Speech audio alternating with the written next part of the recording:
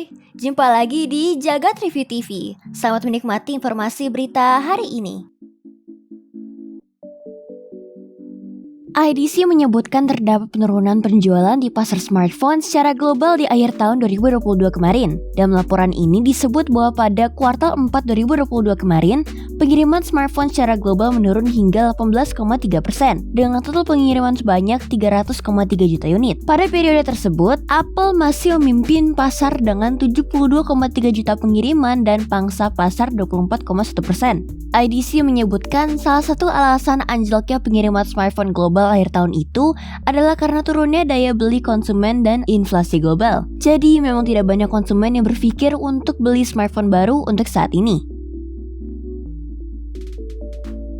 Lenovo baru saja memperkenalkan lini baru untuk produk laptop Windows entry level, di mana lini ini akan terfokus kepada segmen edukasi. Menggunakan prosesor Intel Alder Lake N hingga AMD Ryzen 7000, keempat laptop Lenovo ini akan memiliki masing-masing ukuran dari 11,6 inci hingga 13,3 inci, dengan model Yoga memiliki opsi layar touchscreen dan punya dukungan pen stylus untuk menulis. Karena fokus terhadap edukasi dan penggunaan jangka waktu lama, laptop Lenovo ini memiliki keyboard anti-spill dan teruji secara MIL STD 810H. Sayangnya, Lenovo belum menyebutkan secara rinci terkait siapa peserta pertama yang akan mendapatkan produk laptop Windows baru ini.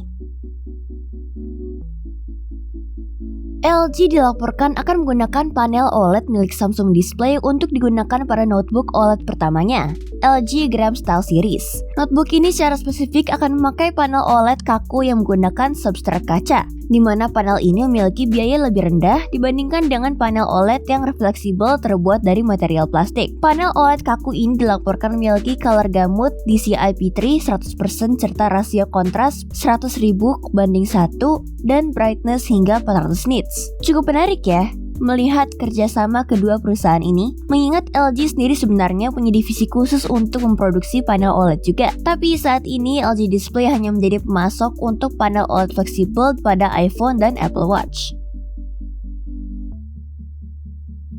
Samsung memperkenalkan monitor gaming berlayar datar atau flat dengan mini LED pertama di dunia, yakni Samsung Odyssey Neo G7 43 inci. Monitor gaming ini memiliki ukuran 43 inci resolusi 4K atau 3840x2160 dengan sertifikasi VISA Display HDR600 dan HDR10+. Monitor menggunakan teknologi Quantum Matrix dari Samsung untuk mengoptimalkan performa quantum mini LED pada layar. Layarnya memiliki refresh rate 144Hz dengan waktu respon 1 milisecond yang optimal untuk bermain game sehingga bisa mengurangi lag secara signifikan. Selain itu, monitor memiliki dukungan AMD FreeSync Premium Pro dan menggunakan lapisan matte untuk mengurangi pantulan cahaya pada layar. Odyssey Neo G7 43 inci akan tersedia secara global mulai kuartal 1 2023 dengan harga sekitar 22,8 juta rupiah.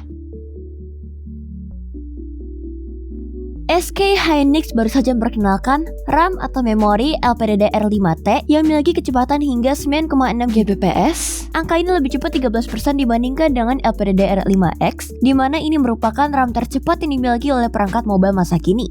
Sebagai perbandingan, LPDDR5X memiliki kecepatan transfer hingga 8,5 Gbps. LPDDR5T nantinya akan digunakan untuk perangkat seluler dan ultrabook, di mana voltase memori akan berjalan rendah di kisaran 1,01 sampai 1,12 volt. Memori SK Hynix ini baru akan diluncurkan resmi sekitar pertengahan tahun 2023 mendatang.